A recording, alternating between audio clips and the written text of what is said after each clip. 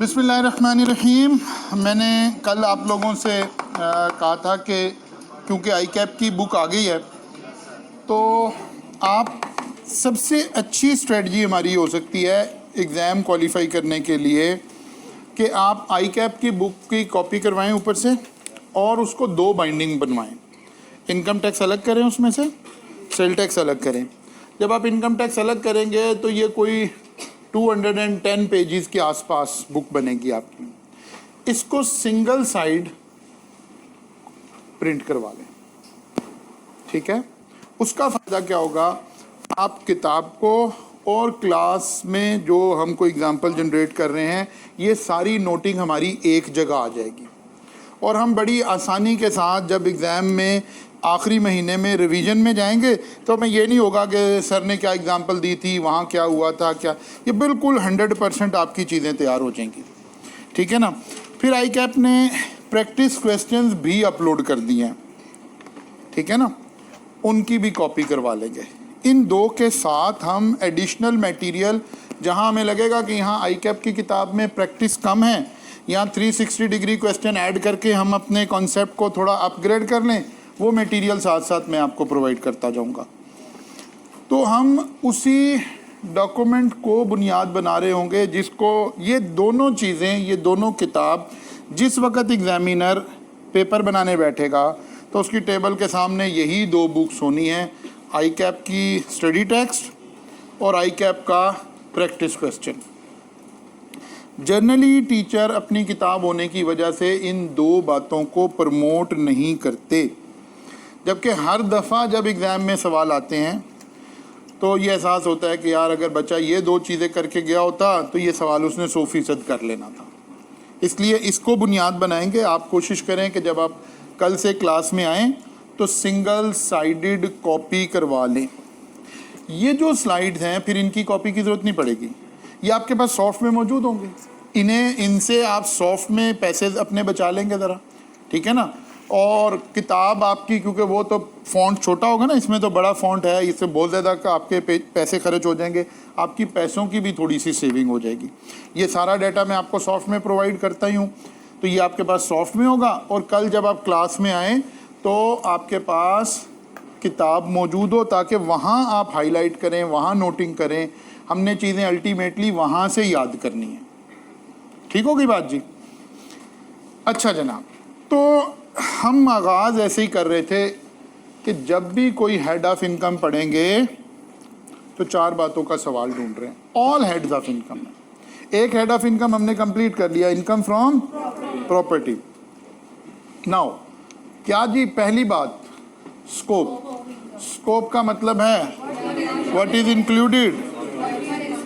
Second deduction, क्या allowed है, क्या अलाउड नहीं है। Number 3 basis of chargeability, tax कैसे लगना है। भाई रोज ही लेट आना शुरू हो गया आप हैं, कल से नहीं हो। आ जाओ भाई, आ जाओ। तुमने तो बैग भी एक जैसे कर लिया हैं, नाम भी सेम है, काम भी सेम है। अच्छा चलो आगे चलते हैं, आगे हो जाते रहते भाई। तो बेसिस ऑफ चार्जेबिलिटी का क्या मतलब है, रिसीट बेसिस पर टैक्स लगेगा या के अक्रूवल बेसिस पर टैक्स लगेगा। और फाइनल बात थी एनटीआर में लेकर जाना है या के एफटी। 5 हेड के अंदर हमें इन्हीं 4 सवालों का सामना करना पड़ रहा है। हम एक ही पैटर्न पर सारी चीज़ें पढ़ रहे होंगे इंशाअल्लाह ताला। सैलरी की गुफ्तगू शुरू होती है सेक्शन 12 से, ठीक है ना। Section 12 salary, any salary received by an employee in a tax year. लो जी, एक सवाल का जवाब तो मिल गया, is taxed on receipt basis, वरना यहाँ लिखा होता रिसीव और रिसीवेबल। अब एक एम्प्लॉय कहीं जॉब कर रहा है और जहाँ जॉब कर रहा है वहाँ कोई फाइनेंशियल हालात अच्छे नहीं हैं पिछले 3 महीने से, यानी क्योंकि टैक्स ईयर की बात करनी है ना, तो नॉर्मल टैक्स ईयर की बात हो गई। अप्रैल मई जून एम्प्लॉयर ने सैलरी पे नहीं की तो अक्रूवल बेसिस पर टैक्स नहीं लगेगा, बल्कि टैक्स किस बेस पर लगेगा, रिसीट बेसिस पर लगेगा। ठीक होगी ना बात। Any salary received by an employee in a tax year other than salary that is exempt from tax under this ordinance shall be chargeable to tax in that year under the head salary. Salary किस base पर tax होगी? Receipt base पर। अब फिर एक मसला आ गया कि यार रिसीट बेसिस, हम अकाउंटेंट का एक कॉन्सेप्ट मौजूद है अक्रूवल वर्सेस रिसीट, ठीक है ना, अक्रूवल वर्सेस रिसीट बेसिस, हम अकाउंटेंट का अकाउंटेंसी का एक कॉन्सेप्ट मौजूद है। अगर तो बस यही बात ख़त्म कर दें तो फिर वही कॉन्सेप्ट अप्लाई होगा, लेकिन लॉ कहते हैं नहीं यार, हमारा तो रिसीट बेसिस का कॉन्सेप्ट ज़रा अपना है, तो हम इसको एक्सप्लेन कर देते हैं। When an amount shall be treated to be received, a person shall be treated as having received an amount, benefit or perquisites। इसको क्या बोलते हैं? perquisites या पर्क भी बोल देते हैं खाली। पर्क्स का मतलब होता है सहूलियात, ठीक है ना। हमने सैलरी का मतलब सारी चीज़ें हैं ना, जो कैश मिलेगा वो भी सैलरी है, जो सहूलियात मिलेंगी, सहूलियात क्या मिलेंगी? गाड़ी मिल गई है, घर मिल गया है, ठीक है ना, इस तरह की चीज़ें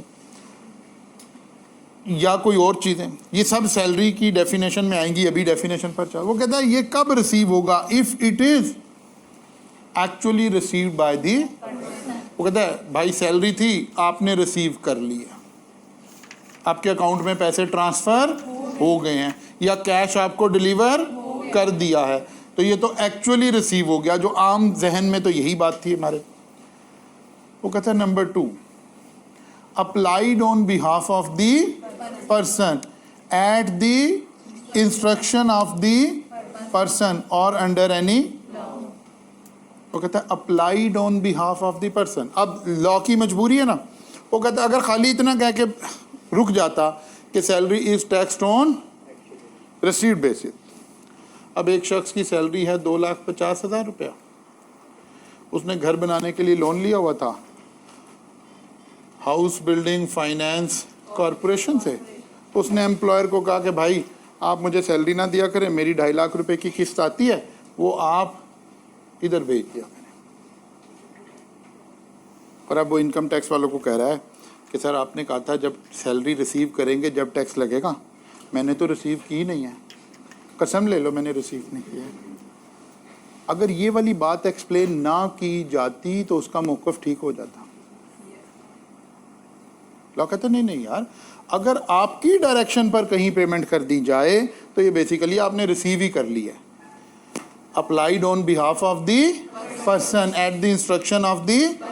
आपने ही कहा कि यार मेरी salary house building finance corporation की इंस्टॉलमेंट में दे दिया करें, या किसी लॉ के तहत मसलन कोई आपने गवर्नमेंट के ड्यूज़ देने थे, या कोई भी और किसी कानून के तहत आपने कहीं से लोन दिया हुआ था और आप डिफ़ॉल्टर हुए, और उस कानून ने कहा कि यार नहीं, इस बंदे का जो एम्प्लॉयर है ना उसको पकड़ो और उसको कहो कि भाई इसने हमारे 20 लाख रुपए देने हैं, जब तक 20 लाख पूरे नहीं होते हर महीने सैलरी आपने हमें देनी।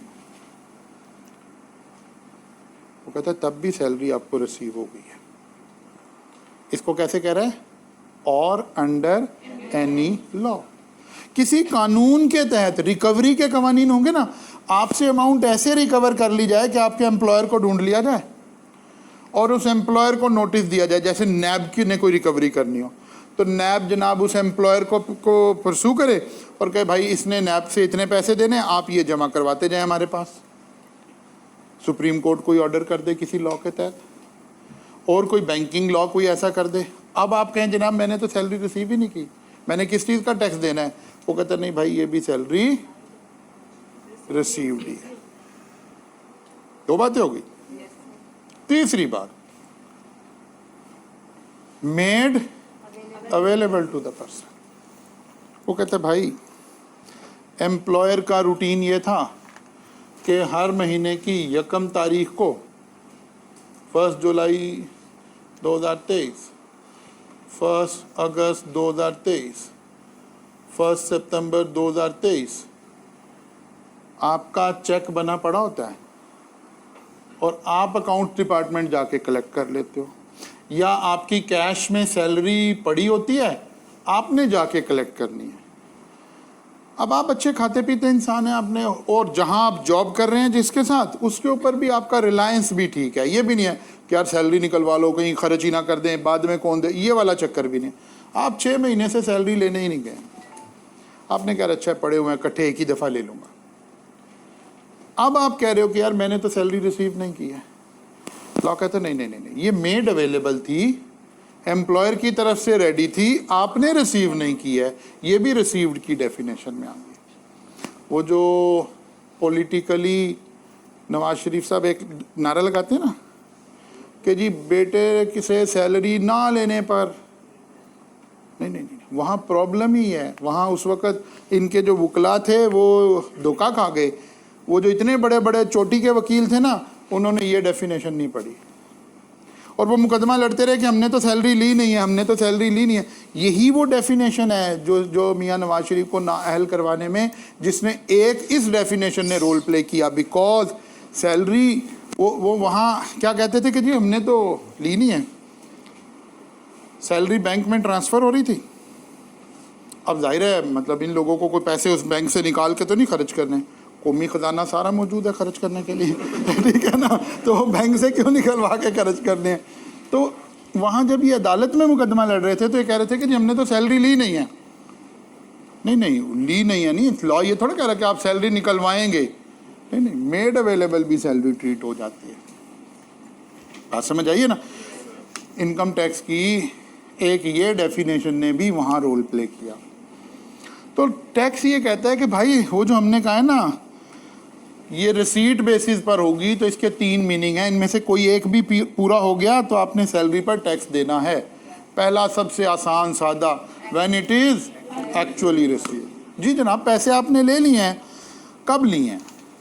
हर टैक्स ईयर में ऐसे चलेंगे ना। अब यहाँ से एक बड़ी अहम बात ऐसे देखिए, नॉर्मल टैक्स ईयर कब शुरू हुआ? 1 जुलाई 2022 से लेकर, हम इस साल की बात कर रहे हैं, 30 जून 2023। जर्नली आमतौर पर सैलरी कब मिलती है? हर कोई बड़ी अच्छी ऑर्गेनाइजेशन हो तो यकम को, ठीक है ना, वरना 5 तारीख, और अगर राइज हो तो 30 तारीख को। हाँ, हम लास्ट डे पे सैलरी ट्रांसफ़र कर देते हैं, ठीक है ना, वरना आमतौर पर यकम को, 5 को। अब जून की सैलरी कब मिली? यकम जुलाई 2023 को। तो जून की सैलरी टैक्स नहीं होगी 2023 में। रीज़न, ये तो अगले साल रिसीव हुई है। पहले वाली कैटेगरी में जून की सैलरी इस साल टैक्स नहीं हो रही है, अनटिल एंड अनलेस कि हम अजम्पशन लें कि salary is transferred on last day of the month, 30th को। जी होती, अभी सैलरी की डेफिनेशन करने लगे हैं। मैंने बताया हर चीज़ सैलरी काउंट होती है, ठीक है ना। एम्प्लॉयर से आप जो भी बेनिफिट उठाएंगे, जिस भी शक्ल में उठाएंगे, वो सैलरी है। सिर्फ एक चीज़ एग्जाम्प्ट है, ये जो हम सांस ले रहे हैं ना और ऑक्सीजन अंदर जा रही है, इसके अलावा एम्प्लॉयर से जो भी बेनिफिट लेंगे वो सैलरी की डेफिनेशन में आ जाएगा। अच्छा जी, रिसीट बेसिस की पहली इम्प्लीकेशन होगी। इसी तरह जो जुलाई में पिछले साल हम आए होंगे तो उससे पिछले जून की सैलरी यहाँ मिली होगी ना, यकम जुलाई को। इसका मतलब है शायद करंट जून की सैलरी शामिल नहीं होगी और इसकी जगह पिछले जून की सैलरी शामिल हो रही होगी। आम तौर पर ऐसे होगा। या एग्जामिनर साइलेंट हो तो हम फ़ौरन से एक अजम्पशन लेंगे, salary is transferred on the last day of the month, ताकि हमारे लिए आसानी पैदा हो जाए। वो कहते भाई सैलरी रिसीव करने का मतलब क्या हुआ? वो कहते 3 मतलब है यार। या तो आपने एक्चुअली सैलरी रिसीव कर लिया, या आपके कहने पर वो सैलरी कहीं अदा कर दी गई है। 10 दिन भी सैलरी क्या है? रिसीव्ड है। जैसे ही हमारे हुक्मरान अक्सर ये बात कहते हैं, शहबाज शरीफ साहब भी ये बात कहते हैं, नवाज शरीफ साहब भी ये बात कहते हैं कि जी हमने कभी सैलरी नहीं ली है, सिर्फ खजाना ही लूटा है, ठीक है ना। तो वो कहते हैं हमने कभी सैलरी नहीं ली है, ठीक है ना। क्यों नहीं ली है? वो किसी नॉन प्रॉफिट ऑर्गेनाइजेशन को अपनी सैलरी ट्रांसफ़र कर देते हैं, ठीक है ना, किसी चैरिटेबल इदारे को अपनी सैलरी ट्रांसफर। क्या हम इनकम टैक्स में ये दावा कर सकते हैं कि उन्होंने सैलरी नहीं लिया है? नहीं कर सकते। क्यों? Applied on behalf of the person. बात समझ आई है? एक बंदा कहता है जी मेरी सारी सैलरी SOS विलेज को ट्रांसफर कर दें, शौकत खानम को ट्रांसफर कर दें, तो क्या अब उसने टैक्स नहीं देना? टैक्स देना है। वो कहता है भाई ये जो आप शौकत खानम को दे रहे हो ना, इसका सवाब आपने आखिरत में लेना है, टैक्स इस दुनिया में देना है। इस वजह से टैक्स से एग्जम्पशन नहीं मिल सकती कि जी मैं तो अपनी सारी सैलरी शौकत खानम को ट्रांसफ़र करता हूँ इसलिए मुझे टैक्स नहीं देना पड़ेगा, और क्योंकि मैंने सैलरी रिसीव नहीं की। नहीं, ये वाली डेफिनेशन है इस तरह के कवानीन ही बता रही है। और बीच में एक बात ऐड हो रही है कि अगर किसी कानून की वजह से भी ऐसा हो रहा है तब भी ये स्टेटस है। और तीसरा यह है कि मैंने पूरा साल सैलरी रिसीव नहीं की है, मैंने सैलरी विदड्रॉ नहीं की है, मेड अवेलेबल हो गई है, तब भी टैक्स देना पड़ेगा। हाँ, इन तीनों में आप फॉल नहीं करते। इसका मतलब है कब टैक्स नहीं देना? जब एम्प्लॉयर ने सैलरी नहीं दी है। आपका एम्प्लॉयर किसी फाइनेंशियल क्राइसिस से गुजर रहा है, जैसे कोविड आ गया तो बहुत सारे एम्प्लॉयर ने सैलरी 2-2, 3-3 महीने समटाइम नहीं पे की, अब टैक्स पे नहीं करना। जब तक आपको सैलरी एम्प्लॉयर की तरफ से मिली नहीं है फिर टैक्स पे नहीं करना। आपने जाके पैसे रिसीव नहीं किए, टैक्स पे करना है। आपने सैलरी खुद रिसीव करने की बजाय किसी चैरिटी के इदारे में दे दी है, फिर भी पे करना। कोई आपने लोन लिया हुआ था उसकी रीपेमेंट कर रहे हैं, फिर भी पे करना। तो रिसीव की डेफिनेशन समझ आ गई? सैलरी कैसे टैक्स होगी? रिसीट बेसिस पर। लेकिन रिसीट बेसिस कहते किसे हैं वो बात हमें यहाँ से समझ आ गई। क्लियर हो गई बात जी? अब आ गया जनाब सैलरी की डेफिनेशन। वो जो बार बार आप पूछ रहे हैं क्या चीज़ सैलरी है, क्या चीज़ सैलरी नहीं है, क्या चीज़ सैलरी है, क्या चीज़ सैलरी नहीं है, तो ये डेफिनेशन आपका शौक पूरा कर देगी। क्योंकि ये मेरा ख्याल है इनकम टैक्स की जो चंद बड़ी बड़ी डेफिनेशन है उसमें से एक है। सैलरी मीन्स मतलब डिक्शनरी का मीनिंग तो ख़त्म हो गया, ठीक है ना? Salary means any amount received by an employee from any employment whether of a revenue or. अच्छा, आम माशरे में जो कैपिटल नेचर की रिसीट्स है ना, हम उसे सैलरी नहीं तस्वुर करते। यानी कोई वन ऑफ अमाउंट मिल गई है, एम्प्लॉयर ने ईदी दे दी है, तो हम घर जाके ये नहीं कहते कि जनाब मेरी सैलरी बढ़ गई है। हम सैलरी उस चीज़ को मानते हैं आम जहन में जो हर महीने अमाउंट मिलती है। जो साल के आखिर पे बोनस मिला तो हम घर खुश हो गए नहीं कहते जनाब आज मेरी सैलरी बढ़ गई है, क्योंकि कैपिटल रिसीट है ना, वन ऑफ है, हम उसको सैलरी आमतौर पे तस्वुर। लेकिन लॉ ने पहले ही कहा कि भाई सब चीज़ें सैलरी हैं, क्या है वो कैपिटल रिसीट्स हैं, क्या है वो रेवेन्यू का मतलब यहाँ क्या है? हर महीने, ठीक है ना? क्या है वो कैपिटल रिसीट्स हैं और क्या है वो रेवेन्यू रिसीट्स हैं। ये खाली इनकम टैक्स, अच्छा दोनों है। तो भाई अच्छे बच्चों की तरह मैंने ले ली किताब, अब आप भी ले लें, ठीक है ना? तो क्योंकि हमने अब इसके साथ अटैच होके चलना है इंशाल्लाह ताला। बिल्कुल ये टोटल आपका इनकम टैक्स का एरिया है और बड़े आराम से बड़े अच्छे तरीके से हम इसको इंशाल्लाह कवर करेंगे। कोशिश करें जब आप कल आएँ क्लास में तो ये आपके पास मौजूद हो ताकि आप उसी पर नोटिंग कर सकें। जी बुक शॉप पे अवेलेबल है, ये भी बुक शॉप से ही आई गर्मा गर्म समोसों की तरह, ठीक है जी? मेरा नाम लें तो मेरा कमीशन भी डाल देगा बीच में, इसलिए अपने नाम से ले लें, ज़्यादा बेहतर है। अच्छा जी, salary means any amount received by an employee from any employment whether of revenue और कैपिटल नेचर। फिर लेजिस्लेटर को शक पड़ गया कि यार जो बात मैं कहना चाह रहा हूँ ना कोई ने कख नहीं समझ आई। फिर उसने समझाने के लिए फ्रेज इस्तेमाल किया इंक्लूडिंग। हमने ये बात पढ़ी थी कि कुछ डेफिनेशन मीन से शुरू होती हैं, कुछ इंक्लूड से होती हैं और कुछ मीन एंड। इसका मतलब है ये वो तीसरी टाइप की डेफिनेशन आ गई है जहाँ मीन भी आ गया और इंक्लूड भी आ गया। और मीन एंड इंक्लूड का भी यूज़ करते हैं जब अपनी बनाई हुई डेफिनेशन हमें लगे कि शायद सारी बात समझ नहीं आई, या अपनी बनाई हुई डेफिनेशन हमें लगे कि यार इसे और कम्प्रीहेंसिव करना है, तो फिर हम क्या करते हैं? इंक्लूड से बात को एक्सपेंड कर देते हैं। अच्छा जी, एनी पे वेज और other remuneration provided to an employee, including leave pay, payment in lieu of leave, overtime payment, bonus, commission, fee, gratuity, work condition supplement. वो कहना पता क्या चाह रहा है आसान लैंग्वेज में, वो कह रहा है नाम जो मर्जी रख लो, एम्प्लॉयर से जो पैसे लोगे ना वो सैलरी कहलाएगी। कहता है भाई सैलरी पे टैक्स लग गया। कहता शुक्र है अल्लाह का मुझे तो वेजेस मिलती हैं, सैलरी मिलती ही नहीं है। ने कहा तुम्हारी ऐसी की तैसी, आप उसका नाम पे रख लो, वेजेस रख लो, या कहें नहीं जनाब मुझे सैलरी वेजेस थोड़े, मुझे तो रेन्यूमरेशन मिलती हैं। वो कहता है यार नामों में इनमें कुछ नहीं रखा, हमने सारे कवर कर दिए। एम्प्लॉयर और एम्प्लॉय के रिलेशन से जो भी अमाउंट आप ले रहे हैं वो सैलरी है, उसका नाम पे रख दें, उसका वेजेस रख दें, उसका रेन्यूमरेशन रख दें। सम टाइम अकाउंटिंग जैसे सब्जेक्ट में आप इसको डिफरेंशिएट कर रहे होते हैं कि अगर सैलरी एंड वेजेस लिखा है तो क्या मतलब है, और अगर वेजेस एंड सैलरी लिखा है तो क्या मतलब है। ठीक है ना, वो ये अकाउंटिंग की है। लॉ कह रहा है भाई कोई फर्क नहीं है, any pay wage remuneration provided to an, इसका मतलब है एम्प्लॉयर एम्प्लॉय रिलेशन होना चाहिए, इंक्लूडिंग लीव पे, ठीक है, या payment in lieu of leave पे का मतलब है आपने छुट्टी की और तनख्वाह मिल गई। अच्छा एम्प्लॉयर था तो उसने पैसे नहीं काटे, आपने छुट्टी की है और उसने पैसे नहीं काटे, वो कहता है इस पे भी टैक्स लगेगा। और एक दूसरा मसला था, आप एम्प्लॉयर ने कहा यार साल में ना आपकी 40 लीव्स हैं, अब आप एम्प्लॉई ज़रा साल शुरू है तो एहतियात से चल रहा है कि यार कहीं मुझे छुट्टी की ज़रूरत पड़ जाएगी, कुछ हो जाएगा कुछ हो जाएगा।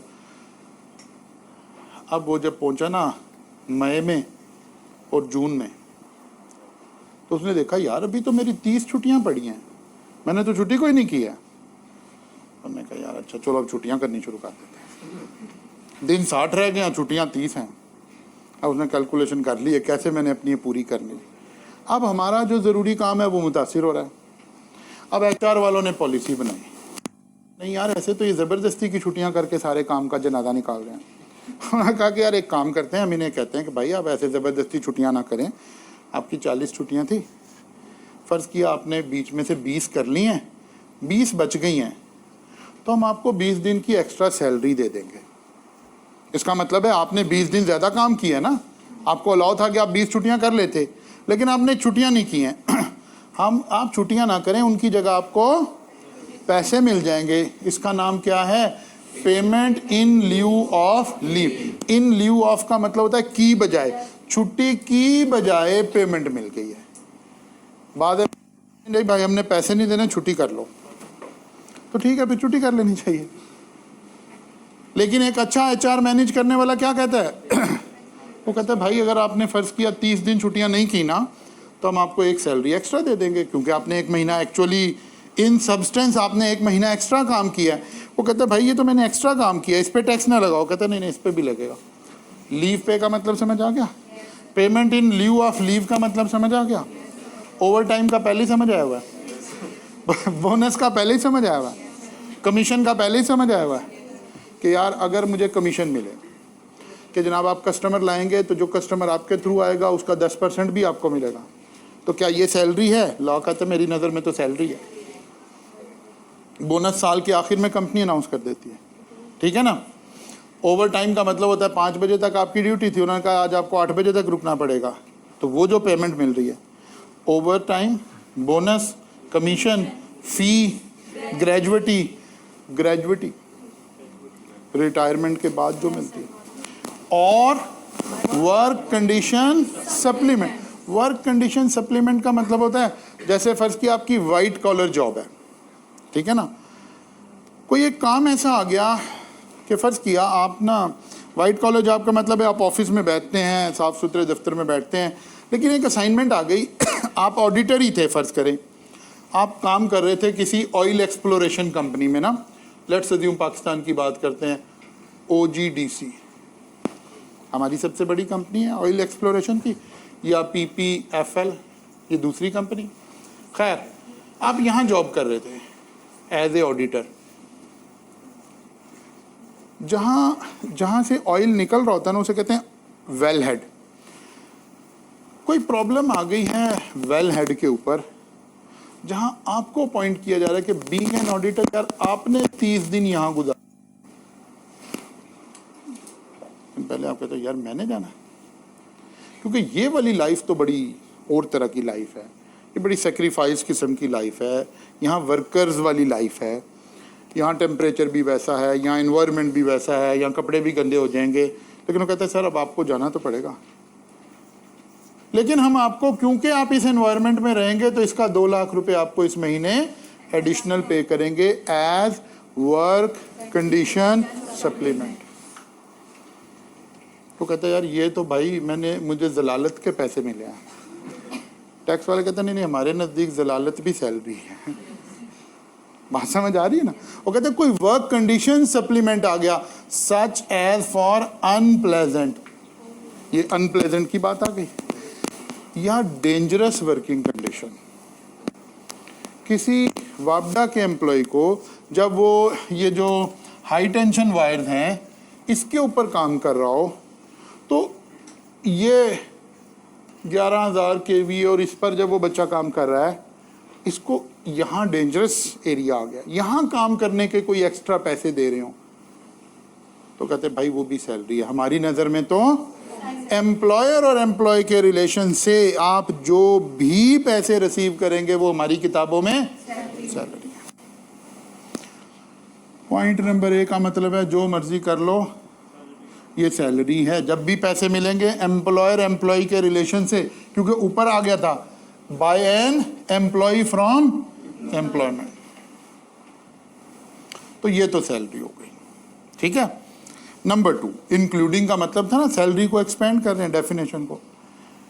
अब ये मैंने सारी बातें आपको एक्सप्लेन करनी है। Any perks whether convertible into money, और कह रहा है एम्प्लॉयर आपको कुछ सहूलियात प्रोवाइड कर दे ना, रहने के लिए घर दे दे, चलाने के लिए गाड़ी दे दे, मोबाइल दे दे, लैपटॉप दे दे, और कोई सहूलत दे दे, आपकी बिजली फ्री है, आपको पानी फ्री मिल रहा है, आपके बच्चों की फीस हम देंगे, वो कहता है यार हर सहूलत भी आपकी सैलरी। कहते पता कैसे चलेगा कि कितने पैसे हैं? कहता कोई बात नहीं है, पता बता देंगे इसी चैप्टर में आपको, weather convertible into money or not. वो कहता है ये तफसीली गुफ्तगू है ना, तो इसकी अप्रोप्रिएट जगह कौन सी होगी? रूल्स।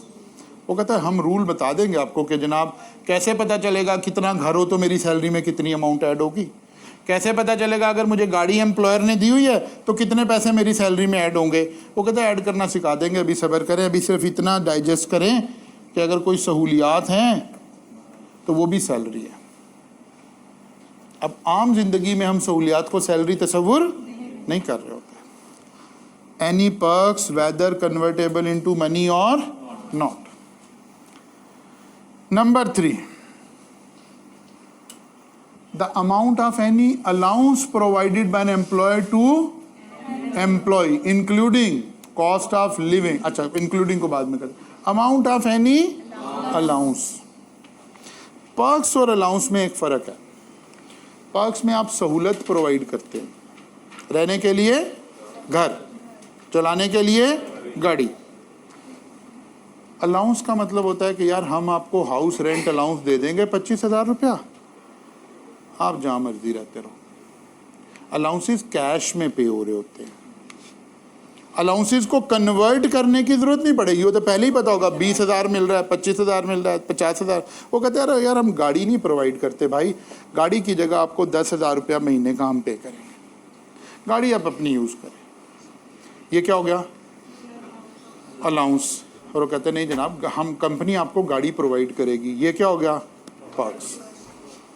बात समझ आ रही? वो कहते हैं यार आपकी एंटाइटलशिप है, हम आपको 1 कनाल का घर लेकर देंगे, आप उसमें रिहाइश रखेंगे। पर्क्स। वो कहते हैं यार हमारी पॉलिसी घर लेकर देने की नहीं है, हम आपको 30,000 रुपया कैश देंगे, घर आपने खुद लेना। अलाउंस हो गया। बात समझ आ गई? The amount of any allowance provided by employer to employee. अब उसने कुछ अलाउंसेस को और एक्सप्लेन किया, including cost of living, subsistence, rent, utility, education, entertainment और ट्रैवलिंग अलाउंस। बस यहाँ रुके हैं पहले हम। वो कह रहे हैं यार अगर इस तरह की बातों से भी नहीं है तो कॉस्ट ऑफ लिविंग अलाउंस है। महंगाई अलाउंस का सोफिस्टिकेटेड नाम क्या है? Cost of living allowance. Subsistence, rent, आपको पॉइंट किया जा रहा है, rent, utility, education, entertainment, allowance मिल रहा है, अलाउंस मिल रहा है। आपको एक एंटरटेनमेंट अलाउंस मिला जी 10,000 रुपये। आपकी मर्जी, आप घर जाके इससे एंटरटेनमेंट करें या इस पे भी जाके लड़ाई डालने घर में, मर्जी आपकी, पाबंदी कोई नहीं। अलाउंस में तो आपको पैसे मिल गए। एजुकेशन अलाउंस, इन सारी सूरतों में पैसे मिल गए। और पर्क्स का मतलब क्या होता है? आपके बच्चों की तालीम फ्री है, अब पैसे नहीं मिल रहे, अब बच्चों की फीस पे कर रहा है इदारा।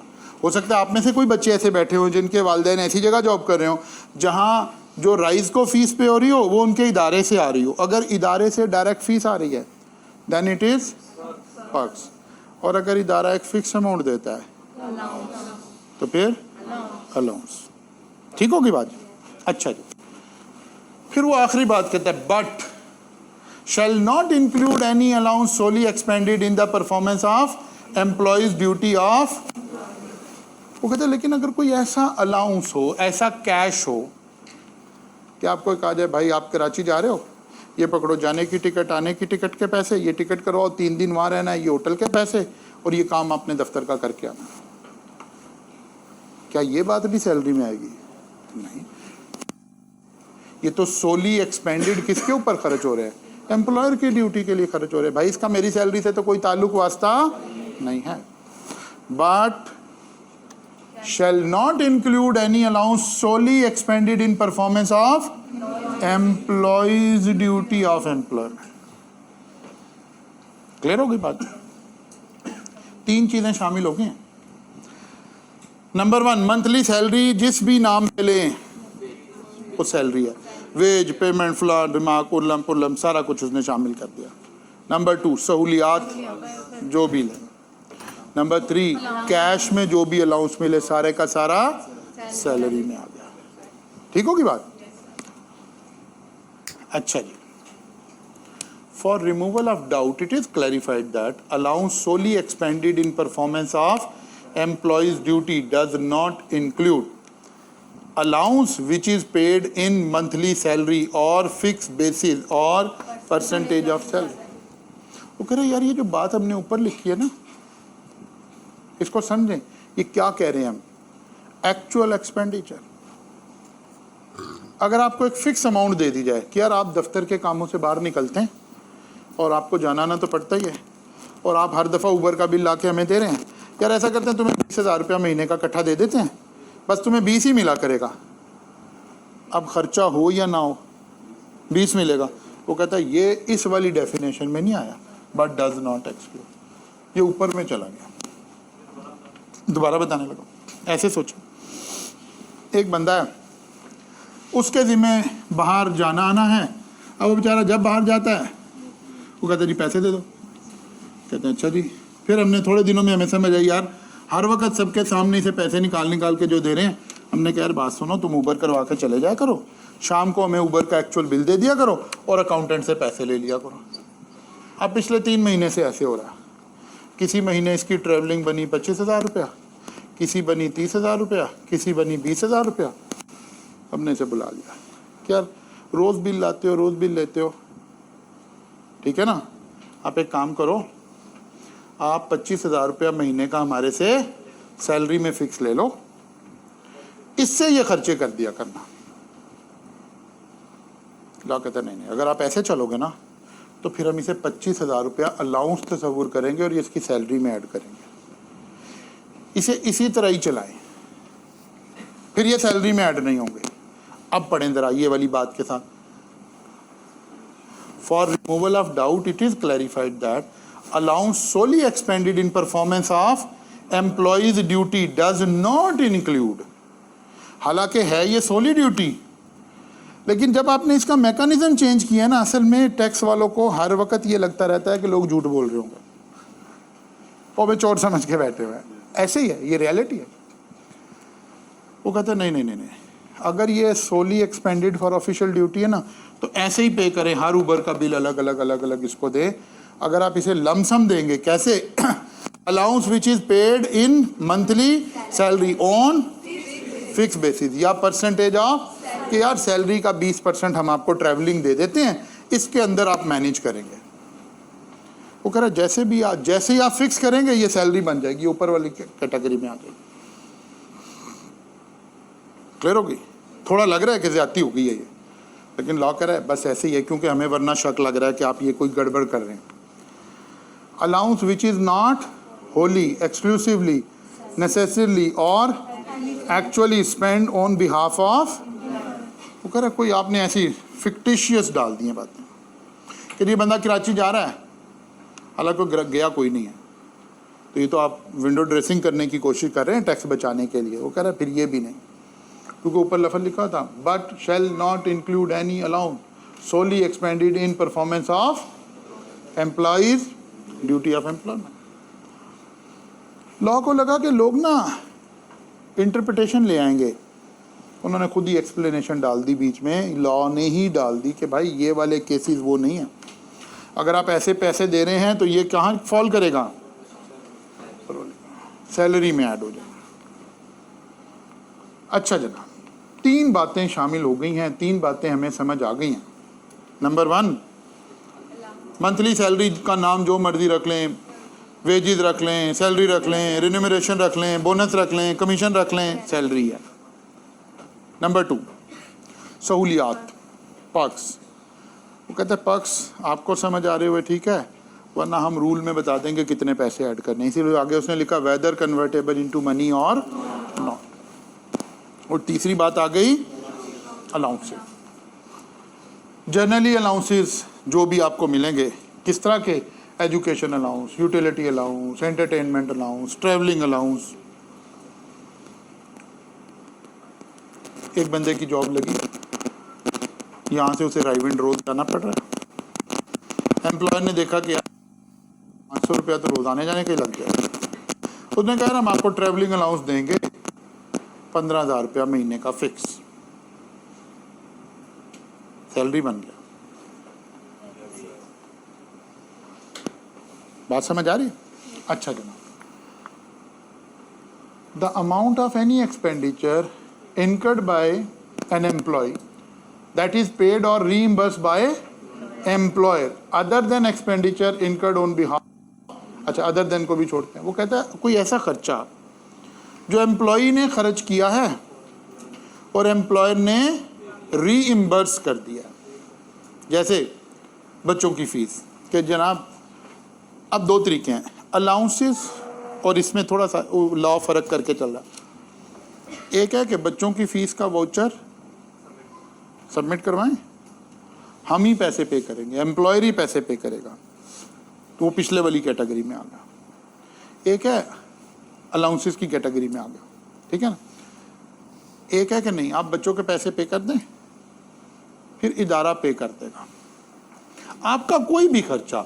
Amount of any expenditure incurred bye employee, employee ने, क्योंकि एम्प्लॉई का खर्चा था, कोई बच्चे की शादी हो रही है, कोई घर में बीमार हो गया है, कोई एनी एक्सपेंडिचर, लेकिन एम्प्लॉयर ने कहा क्या? एम्प्लॉयर ने कहा अच्छा यार चलो ये गरीब आदमी है, या वैसे ही अच्छा एम्प्लॉई है, whatever the reason is, employee ने कहा यार ये मैं पे कर देता हूँ। खर्चा किसका था? आपका। वो कहता जनाब ये सैलरी है। Amount of any expenditure incurred by employee that is paid or reimbursed. Paid का मतलब है पहले ही मैंने पे कर दिया। ने बताया जी मेरे बच्चे की शादी है, मैंने कहा अच्छा पैसा करें, वलीमे का सारा फंक्शन मेरी तरफ से कर लें और पैसे निकलवा लें, जो बिल बनेगा मैं पे कर दूंगा। एज एन एम्प्लॉयर पे ही मैंने कर दिया। रीइम्बर्स का मतलब होता है पे आप करके आए हो, फिर वाउचर दिखाकर पैसे ले लिए, तो इसके लिए लफ्ज़ क्या इस्तेमाल होता है? रीइम्बर्स्ड। क्या है मैं पे करूं या रीइम्बर्स करूं, ये आपकी सैलरी बन गई। डन हो गई बात। अब आ गया other than expenditure incurred on behalf of the employer in performance of employee's duty. अब आपने मुझे कराची भेजा हुआ है और दफ्तर के काम गया हूँ, तो जाहिर है जितने खर्चे हुए किसने पे करने हैं? दफ्तर ने पे करने। वो कहता है ये वाले तो ऑब्वियसली नहीं आ सकते ना मेरी सैलरी में, मेरा कोई खर्चा है, मेरा कोई खर्चा है जो एम्प्लॉयर पे कर दे या रीइंबर्स कर दे। क्योंकि ये क्यों मुझे पैसे मिल रहे हैं, एम्प्लॉयर एम्प्लॉई रिलेशन की वजह से मिल रहे हैं। जब भी कोई पैसे एम्प्लॉयर और एम्प्लॉई के रिलेशन की वजह से मिलेंगे वो क्या कहलाएंगे, सैलरी कहलाएंगे। 4 बातें समझ आ गई? जी जनाब।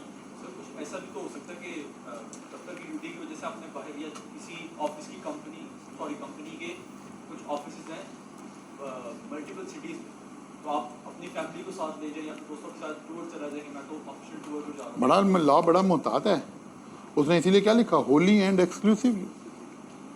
अगर आप अल्फाज देखें, ऑफिशियल ड्यूटी वो किसे कहता है, होली एंड एक्सक्लूसिवली को, ठीक है ना। अच्छा जनाब आगे चलते हैं। Amount of any profit in lieu of और in addition to salary wages including any amount receive. वो कहता है अगर किसी बंदे को हम जॉब ऐसे दें कि भाई आपकी सैलरी होगी 5 लाख रुपया और हम आपको प्रॉफिट का 10% एज अ शेयर भी देंगे। अब सवाल ये पैदा हुआ कि ये बंदा एम्प्लॉय है कि पार्टनर है। प्राइमरी रिलेशन देखा जाता है, इसको सैलरी दे रहे हैं, इसका मतलब है एम्प्लॉय है, इसका मतलब है ये सैलरी का पार्ट है। इसी को क्लैरिफाई कर रहा है क्योंकि इंक्लूडिंग का फ्रेज चल रहा है ना कि कहीं आपको कॉन्फ्लिक्ट लग रहा है, कहीं आपको लग रहा है ये चीज़ शामिल है कि नहीं है, इसीलिए वो कह रहा है amount of any profit in lieu of और इन एडिशन टू। अब वो दोनों बातें समझा रहा है। देखें, एक एम्प्लॉय ये था, एक दूसरा एम्प्लॉय मिस्टर बी था, ये मिस्टर ए था। मिस्टर बी को हमने कहा यार आपको भाई सैलरी कोई नहीं मिलेगी, जो प्रॉफिट होगा ना उसका 20% आपको प्रॉफिट मिलेगा। अब हमने इसे क्या दिया है, profit in lieu of, salary की बजाय प्रॉफिट मिलेगा, ये भी सैलरी है। और एक को कह रहे हैं सैलरी भी मिलेगी प्रॉफिट भी मिलेगा, इसके लिए क्या लफ्ज़ इस्तेमाल कर रहा है, profit in addition to, in addition to, in lieu of की बजाय के साथ। वो कह रहा है amount of any profit in lieu of और in addition to salary or wages including any amount received as consideration for person agreement to enter into an employment. अब ये ज़रा हाई प्रोफाइल लोगों की बात हो रही है, उनकी नहीं बात हो रही जो सीवी उठाकर घर से निकले हुए हैं कि भाई आज पता करते हैं कहाँ से जॉब मिलेगी, उसकी नहीं बात हो रही। अब ये हाई प्रोफाइल बंदा तोड़ना है। एक न्यूज़ चैनल बना है, उसने किसी दूसरे न्यूज़ चैनल के हाई प्रोफाइल न्यूज़ एंकर्स तोड़ने हैं, ठीक है ना। अब वो उसे कहता है भाई आप मेरे साथ ना एग्रीमेंट करें कि अगले महीने से आप मुझे ज्वाइन कर लेंगे, आपकी मंथली सैलरी होगी फलां, और आप ये जो एग्रीमेंट अभी मेरे साथ कर रहे हो ना, ये एग्रीमेंट करने पर ही मैं आपको 1 करोड़ रुपया दे रहा हूँ, सिर्फ आप एग्री करें कि अगले महीने आप मुझे ज्वाइन कर लेंगे। Capital receipt as consideration for person's agreement to enter into employment relationship. जी क्यों नहीं, कॉन्ट्रैक्ट ही है यहाँ, एग्रीमेंट का लफ्ज़ क्योंकि इनकम टैक्स लॉ उसको नहीं ना देखता, यहाँ एग्रीमेंट से मतलब एनफोर्सेबल बाई लॉ होगा। अच्छा जी अगली बात, as consideration for employee's agreement to any condition for employment और any change to employee's condition of employment. मैं एक्सप्लेन करता हूँ। अच्छा जी, वो कहते हैं अगर हमने कोई एम्प्लॉयमेंट के अंदर ना कोई कंडीशन लगा दी, आप हमारे न्यूज़ चैनल में काम करेंगे तो कहीं और काम नहीं करेंगे, किसी और न्यूज़ चैनल पे आप एज ए गेस्ट भी नहीं जाएंगे, ठीक है। वो कहता है अच्छा जी नहीं जाऊंगा, तो वैसे हर चीज़ का जब एग्रीमेंट हो रहा होता है तो कोई कंसिडरेशन इन्वॉल्व होती है, चलो ओके मैं एग्री करता हूँ, मैं नहीं जाऊंगा तो फिर मुझे इसके क्या पैसे मिलेंगे। वो कहते हैं जी 10 लाख रुपये हम इसके आपको अलग देंगे। मैंने पहले कहा ये हाई प्रोफाइल लोगों की बात हो रही है, जो CV उठाकर सैलरी जो जॉब ढूंढ रहे हैं उनकी बात नहीं हो रही है। बात समझ आ रही है? या कोई कंडीशन में चेंज कर दी हमने पहले कहा था कि यार आप ना हमारे पास प्रोग्राम करेंगे ना तो किसी और चैनल पे प्रोग्राम नहीं करेंगे, उसने एग्री कर लिया। बाद में हमने देखा ये बड़ा होशियार आदमी है, प्रोग्राम नहीं करता है, एज ए गेस्ट चला जाता है। बात समझ आ रही है? अब हमें लगा कि नहीं यार ये बंदा हमारा है और इसकी फेम ही हम सेल कर रहे हैं, तो अब आप कंडीशन चेंज करने लगे। आप कह रहे हो भाई आप ना प्रोग्राम करोगे और ना किसी प्रोग्राम में एज ए गेस्ट भी नहीं जाओगे। वो कहता ठीक है जनाब, 10 लाख वोट दे रहे थे, 5 और दो, नहीं जाऊंगा, बिकॉज उसकी फेम बिक रही है। ठीक है ना, उसकी फेम। ये तो मैं छोटी फिगर्स बोल रहा हूँ ताकि आप परेशान ना हो जाए, सीए छोड़ के एंकर ना बनने चले जाएं। हमने अपना बिजनेस भी तो देखना है ना भाई। तो वरना ये बहुत बड़ी बड़ी फिगर्स हैं जो ये हो रही होंगी सारी। 2 बातें समझ आ गई। तीसरी बात, on termination of employment whether paid voluntarily और under an agreement including any compensation for redundancy. कहते भाई अगर हम आपको निकालेंगे तो 6 महीने की सैलरी हम आपको देंगे। ठीक है ना। अब किसी बंदे को आप किसी वजह से टर्मिनेट करना पड़ गया, अब उस कॉन्ट्रैक्ट की वजह से 6 महीने की सैलरी देनी पड़ गई है। 1 मंथ नोटिस तो आम बंदे का भी होता ही है ना। वो कहते ये वाले पैसे भी सब सैलरी हैं,